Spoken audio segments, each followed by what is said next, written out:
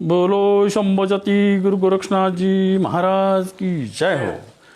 बाबा मस्तनाथ जी महाराज की जय हो। गुरु मौली योगी आनंदनाथ जी महाराज की जय हो। बोलो अलाय पिंड निरंजन। बोल बेटा आदेश क्या। गुरुजी, आज दोबारा से कुछ जिज्ञासाएं लेके आपके सामने उपस्थित हुए हैं।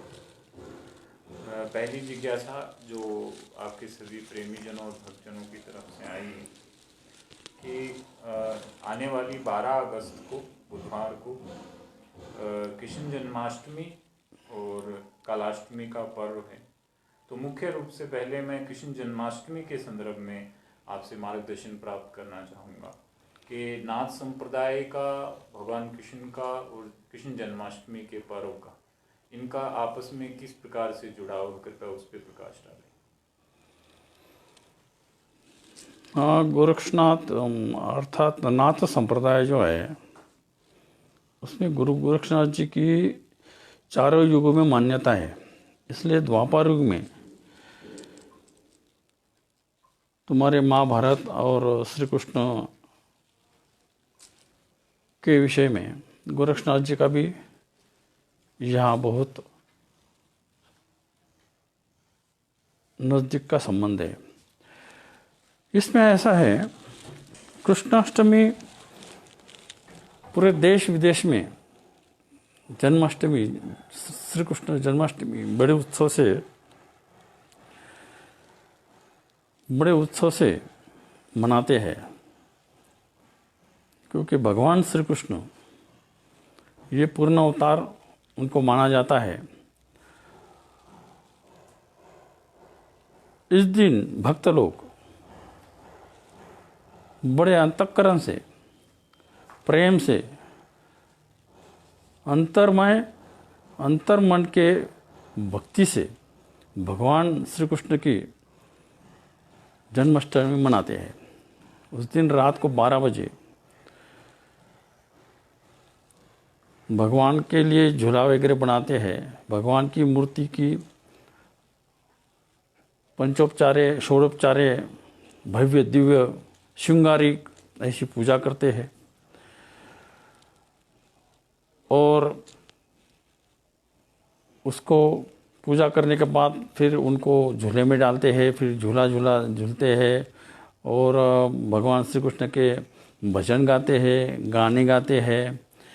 कोई तो छोटे बच्चों को ही श्री कृष्ण का रूप देते हैं और श्री कृष्ण को देखते हुए, प्रत्यक्ष श्री कृष्ण सामने है ऐसा देखते हुए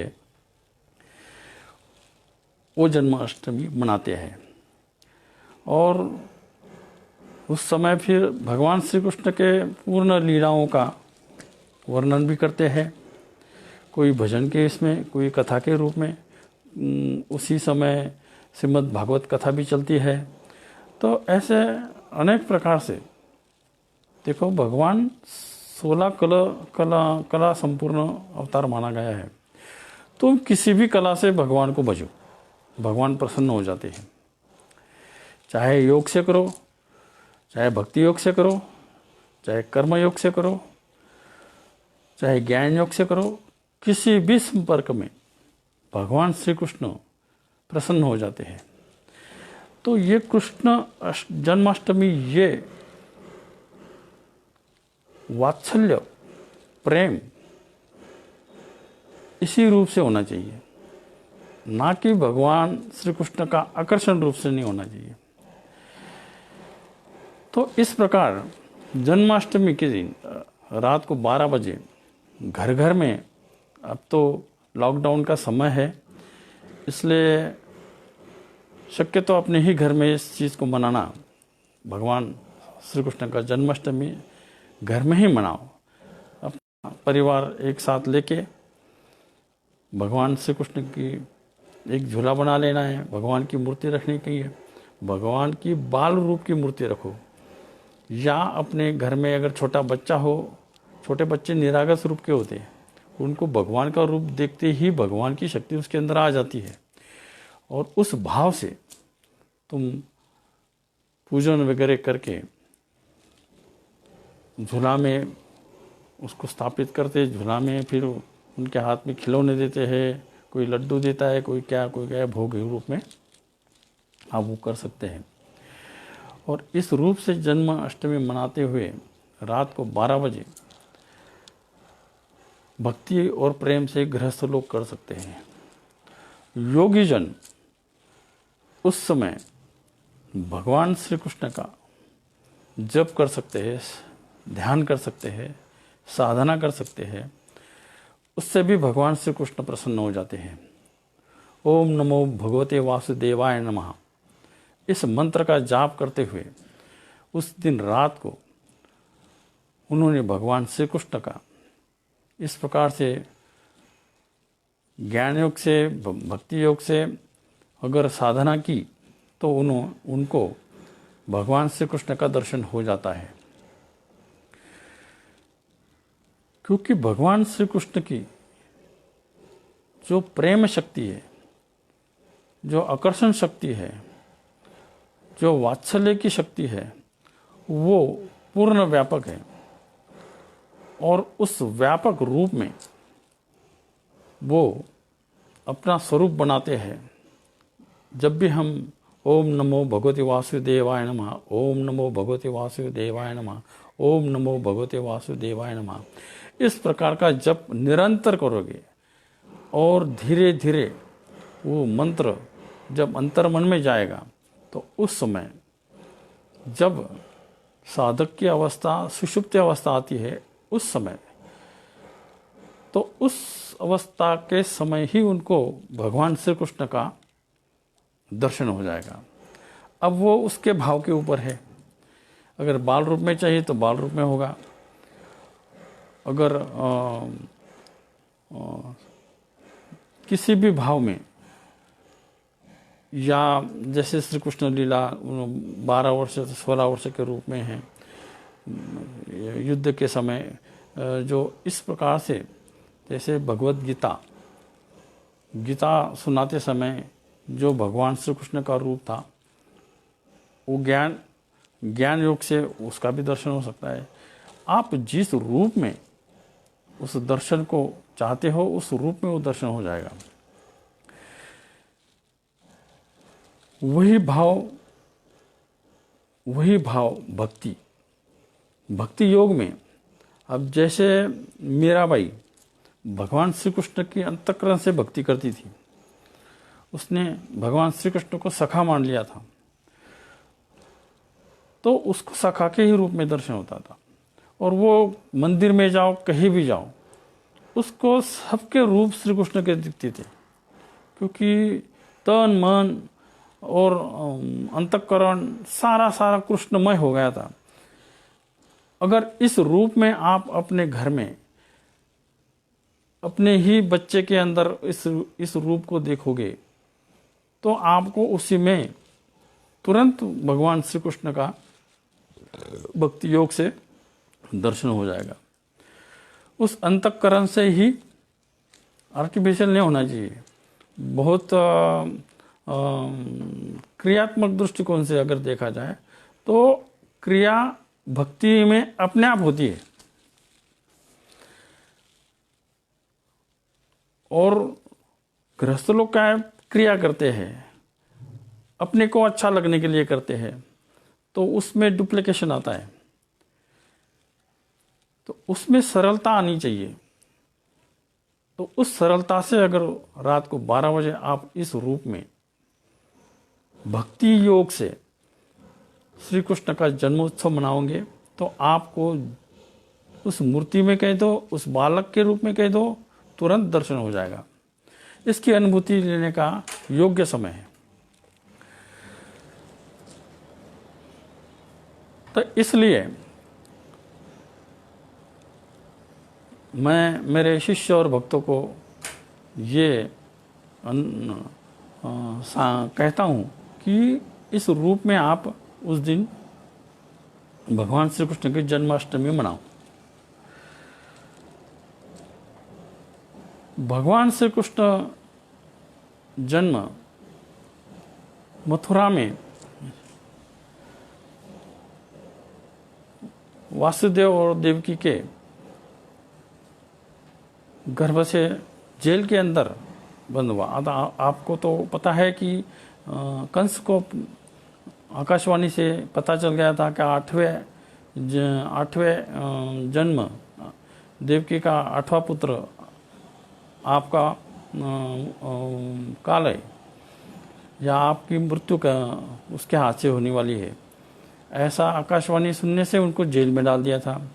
तो वासुदेव और देवकी जब रात को 12 बजे भगवान श्री कृष्ण का जन्म हुआ तो उस 8वें पुत्र का वासुदेव और देवकी ने भगवान नारायण का, भगवान विष्णु का स्मरण किया, आराधना की, उस दिन व्रत किया और फिर भगवान विष्णु को, भगवान नारायण को उन्होंने कहा कि आप ही हमारे उदर में जन्म लेके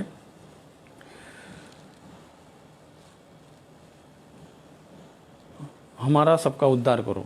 तो इस प्रकार तो उस जेल में भगवान श्री कृष्ण का जन्म होता है और बाल रूप में फिर ये वासुदेव बारिश में जमुना को बहुत बड़ी बाढ़ आई हुई थी। ऐसे अवस्था में वो श्री कृष्ण को इधर ले आते, यशोदा और नंद के गांव में ले आते हैं और वहाँ से उनकी बाल लीला शुरू हो जाती है। फिर बाल लीलाओं में उसको उन्होंने फिर कई राक्षसी का पुदीना का वध किया और भी बहुत सारे उन्होंने लीला की। फिर गोपिका के साथ उन्होंने सब कुछ बहुत कृष्ण लीला से इतना सम्मोहित करके और प्रेम का आदर्श उस जगह उन्होंने स्थापित किया, लोगों को दिखाया। मेरे गुरुजी तो कह रहे थे कि जब भी गोपिका की रासलीला लगती थी तो जो परब्रह्म रूप भगवान श्री कृष्ण भी बावला हो जाते थे। इतना इस प्रेम रस में, निस्वार्थ प्रेम रस में इतनी शक्ति है कि परब्रह्म भी उस समय अस्थिर हो जाता है। इस प्रकार श्री कृष्ण ने माया का प्रत्यक्ष स्वरूप दिखाया था। कहते हैं 12 से 16 साल तक वो वहाँ रहे वृंदावन में, गोकुल में उन्होंने अनेक लीलाएं की। उसके बाद फिर उन्होंने महाभारत किया, युद्ध किया। उसके बाद फिर जब रुक्मिणी का विवाह आया तो इसमें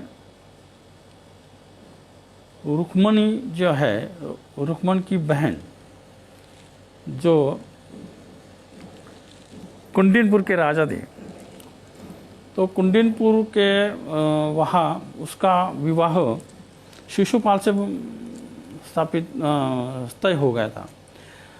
लेकिन रुक्मिणी ये प्रत्यक्ष लक्ष्मी का अवतार था, लक्ष्मी का रूप था, इसलिए उसके मन में श्री कृष्ण के प्रति अत्यंत प्रेम भाव था। उसकी इच्छा थी कि मेरी शादी, मेरा विवाह श्री कृष्ण के साथ ही होना चाहिए। तो ऐसे समय रुक्मिणी ने एक ब्राह्मण को श्री कृष्ण के पास भेज के लव लेटर दे दिया और कह दिया कि मैं हमारी जो कुल देवता है उसकी पूजन के लिए जब मंदिर में आऊँगी तो आप मुझे लेने आ जाना और मुझे आप ले जाके, मेरी इच्छा है मैं आपसे विवाह करना चाहती हूँ। इस बात को श्री कृष्ण भी जानते थे। तो इस प्रकार फिर कुंडिनपुर में रुक्मिणी जाती है फिर, और उसके साथ और भी दासियाँ वगैरह होती है, कुल देवता का वो पूजन वगैरह करती है, प्रार्थना करती है। तो श्री कृष्ण उस समय रथ लेके आते हैं और रुक्मिणी को लेके चलते हैं द्वारका के तरफ। तो उस समय रुक्मन वहाँ विरोध करता है, रुक्मन उसके साथ युद्ध करता है। फिर बाद में औरों के साथ भी युद्ध, बलराम वगैरह आते हैं, सैन्य लेके बलराम भी वहाँ आ जाते हैं, फिर उनका युद्ध वगैरह होता है। उस युद्ध के उस समय में भगवान श्री कृष्ण रुक्मिणी को लेके अपने इधर आ जाते हैं। तो जब गुजरात में प्रभास क्षेत्र है, सोरठी सोमनाथ के पास अपना जो है गिरनार पर्वत के दक्षिण दिशा में प्रभास क्षेत्र म्हणून है, और वहाँ गोरक्ष टीला, गोरक्षमढ़ी करके स्थान है, वो एक किला है वहाँ। और उस किले में भगवान श्री कृष्ण और रुक्मिणी का विवाह होता है। विवाह के प्रसंग में गर्ग ऋषि भी उपस्थित होते हैं, और भी ऋषि मुनि आते हैं, देवी देवता आते हैं। सभी को आमंत्रित करने के बाद जब पुरोहित रूप में वहाँ वो विवाह बंधन करना था, उस समय रुक्मिणी इतनी सुंदर थी कि सर्व देवी देवता ऋषि मुनि ये आकर्षित हो जाते थे, उनके अंदर संयम नहीं रहता था। तो भगवान श्री कृष्ण ने गर्ग ऋषि को कहा कि अब क्या करें,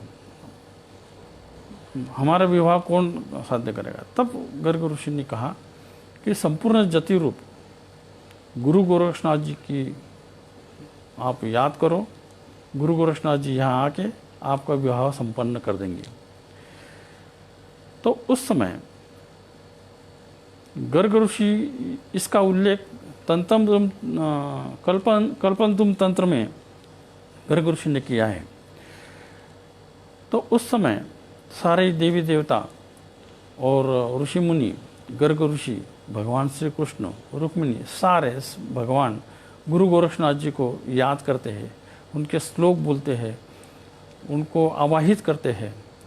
तो उस समय उस द्वापर युग में गुरु गोरक्षनाथ जी पाताल लोक सातवें पाताल से, कहते हैं त्रेता युग में कार्य संपन्न होने के बाद गुरु गोरक्षनाथ जी पाताल भुवनेश्वर उड़ीसा से जो भव्य दिव्य ऐसी गुफा है, उस गुफा के द्वार से वो समुद्र के तल में चले गए थे त्रेता युग में। और हमने देखी, वो गुफा भी देखी, हम गए थे उड़ीसा। और उस पाताल लोक से, समुद्र के तल से वो फिर प्रकट हो गए। तो इस विवाह के समय जब सभी देवी देवता ऋषि मुनि सभी ने आह्वान किया, तब वो वहाँ से समुद्र से प्रकट हो गए। और इस प्रभा क्षेत्र में आके उन्होंने भगवान श्री कृष्ण, रुक्मिणी और देवी देवता ऋषि मुनि सभी को दर्शन दिया। उस समय उन्होंने रुक्मिणी को कंगन बांध दिया। तो हल्दी की गांठ, साथ हल्दी की गांठ वगैरह बना के मौली को रुक्मिणी कंगन बोलते हैं उसको। और रुक्मिणी कंगन रुक्मिणी को उन्होंने बांध दिया। और फिर ऋषि मुनि के सबके सम्मुख भगवान श्री कृष्ण और रुक्मिणी भगवान श्री कृष्ण का गुरु गोरक्षनाथ जी की यथोपचार सुंदर ऐसी पूजा करते हैं, गुरु गोरक्षनाथ जी के गुणगान करते हैं। और फिर जब गुरु गोरक्षनाथ जी प्रसन्न हो जाते हैं, तो फिर वो श्री कृष्ण को और इसका विवाह संपन्न कर देते हैं। तो इस प्रकार गुरु गोरक्षनाथ जी की उत्पत्ति के बारे में जब गर्ग ऋषि को सभी देवी देवता और श्री कृष्ण भगवान पूछते हैं, तब गर्ग ऋषि कहते हैं कि कैलाश पर्वत के उत्तर दिशा में गंडकी नदी के किनारे भगवान आदिनाथ ने अपने ही हृदय चक्र, अनहद चक्र जागृत करते हुए संकल्प के द्वारा गुरु गोरक्षनाथ जी का प्रकटन किया। और गुरु गोरक्षनाथ जी वही गुफा में तपस्या करने लगे। उनके तपस्या प्रभाव से सभी देवी देवता ने भगवान आदिनाथ को पूछा कि ये गुरु गोरक्षनाथ जी कौन है। तब भगवान आदिनाथ कहते हैं, अहम मेवास्मि गोरक्ष मद्रुप तन्निबोधाता योग मार्गस्थ प्रचाराया भया रूपमिदम कृतम। तो आदिनाथ भगवान सभी देवी देवताओं को कहते हैं कि योग मार्ग के प्रचार के लिए और संसार के उद्धार के लिए, मोक्ष मुक्ति के लिए मैंने गुरु गोरक्षनाथ जी का ही अवतार लिया है। अवतार लिया है मतलब मेरे ही शक्ति से गुरु गोरक्षनाथ जी प्रकट हुए हैं और वो जगत कल्याण करेंगे। तो इस प्रकार गर्गर मुसिन ने गुरु गोरक्षनाथ जी की सारी बातें भगवान श्री कृष्ण और रुक्मिणी को बताई और उस प्रकार से फिर मतलब इसका प्रमाण है कि द्वापर युग में भी भगवान गोरक्षनाथ जी विद्यमान थे। बोल गुरु गोरक्षनाथ जी महाराज की जय। और कुछ सवाल है? गुरु जी, श्रीमद् भागवत में एक प्रसंग ये भी आता है जिसमें नव योगेश्वरों का वर्णन है और उसमें विशेष तौर पे ये चीज़ इंगित करी गई है कि भगवान कृष्ण ने नव योगेश्वरों को अपने दरबार में आमंत्रित किया था और वहाँ पे नव योगेश्वरों ने भगवान कृष्ण को समस्त प्रजा को ज्ञान का उपदेश किया था, योग के मार्ग का उपदेश किया था। इसके अलावा एक प्रसंग ये भी जिसमें हम देखते हैं नाथ संप्रदाय के ग्रंथों में भी हम चित्र रूप में भी देखते हैं कि भगवान कृष्ण और माता रुक्मिणी गोरक्षनाथ जी महाराज के चरण प्रक्षालन कर रहे हैं, उनकी सेवा कर रहे हैं और वहाँ गोरक्षनाथ जी महाराज उन दोनों को व्यक्तिगत रूप से भी ज्ञान का उपदेश कर रहे हैं। तो प्रत्यक्ष रूप से नाथ संप्रदाय और भगवान कृष्ण का किस प्रकार से जुड़ाव है और गोरक्षनाथ जी महाराज ने क्या वास्तविकता में नव योगेश्वरों के रूप में भी और व्यक्तिगत रूप से भी भगवान कृष्ण को और माता रुक्मिणी को ज्ञान का उपदेश दिया? ये तो कलयुग के प्रसंग है, कलयुग के प्रकटन का विषय है। तो इसमें तो ऐसा है कि भगवान श्री कृष्ण को गुरु गोरक्षनाथ जी का योग शक्ति का नॉलेज था। उनको मालूम था कि नाथ संप्रदाय में योग शक्ति है, तो उस योग शक्ति इस वैष्णव संप्रदाय में भी आनी चाहिए। इसलिए नवनारायण को उन्होंने बुलाया था वहाँ और उनको गुरु गोरक्षनाथ जी ने जो योग शक्ति का ज्ञान दिया था वो ज्ञान उनको बता दिया था। तो उन्होंने व्यक्त किया कि क्यों हम भी नाथ बन के इस योग का प्रचार करें, इस योग का अनुभव ले। तो फिर उन्होंने वैसे दक्षिण में प्रचलित है कहानी कि नवनारों ने नवनाथों का अवतार लेके फिर आगे उसका कलयुग में प्रचार किया।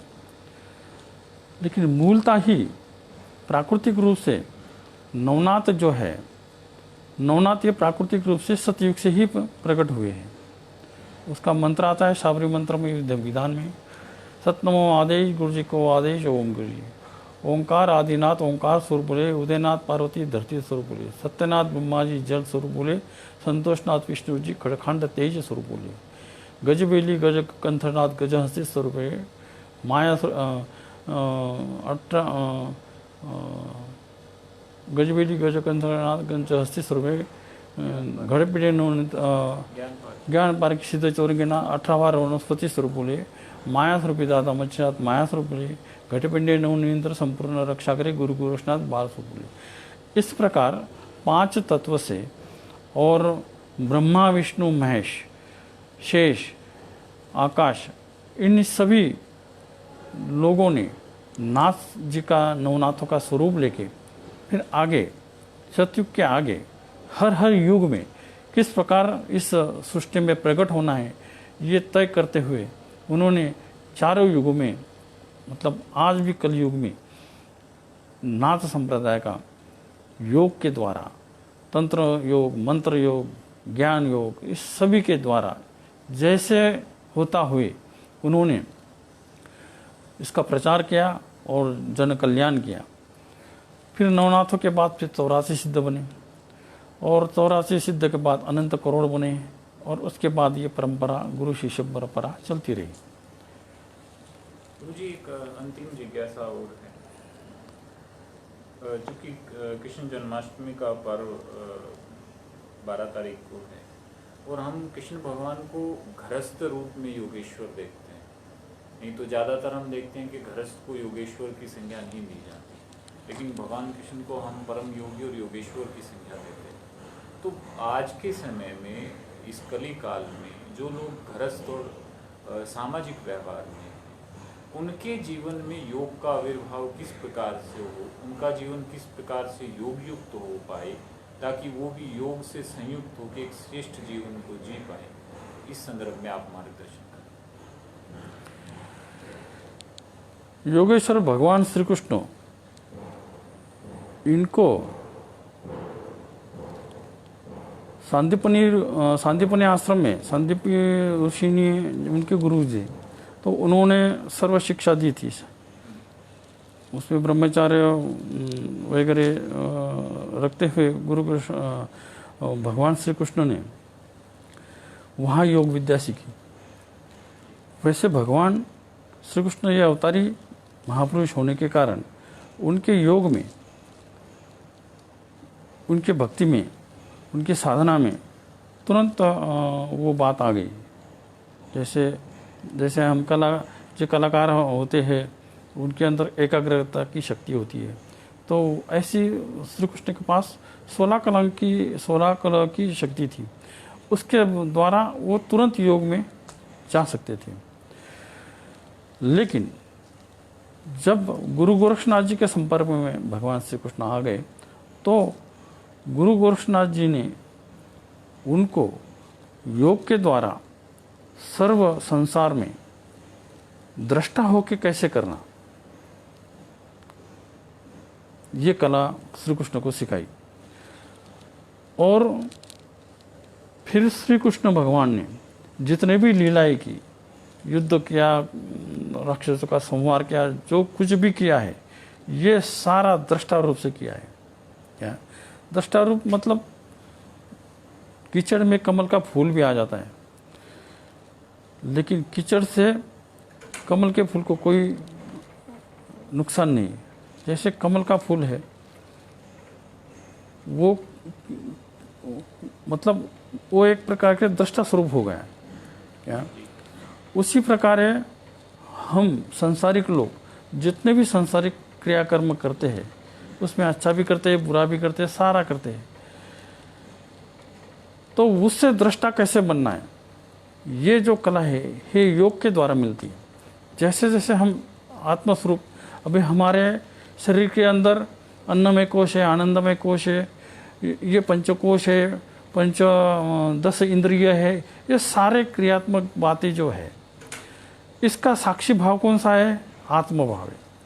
अतः आत्मभाव इसका साक्षी भाव है। इसलिए हम जब भी साधना करते हैं, जब भी हम आत्म भाव में चले जाते हैं और आत्म भाव में रहते हैं, तो हमारे सांसारिक जितने भी विधि विधान है, क्रियात्मक बातें हैं, जितने भी है, अच्छे बुरे जो कुछ भी है, इसके हम दृष्टा हो जाते हैं। इसलिए साधना में आत्मशक्ति को प्राप्त करके, आत्मदर्शन करके, आत्म साक्षात्कार करके, फिर हम सांसारिक बातें दृष्टा होके कर सकते हैं। तो उसका जो लिपायमान, जो पाप पुण्य है, अच्छे बुरे कर्म का जो फल है, वो हम निस्वार्थ करने के कारण उस कर्म के प्रति हम दृष्टा हो जाते हैं। तो ये कला भगवान श्री कृष्ण के पास थी।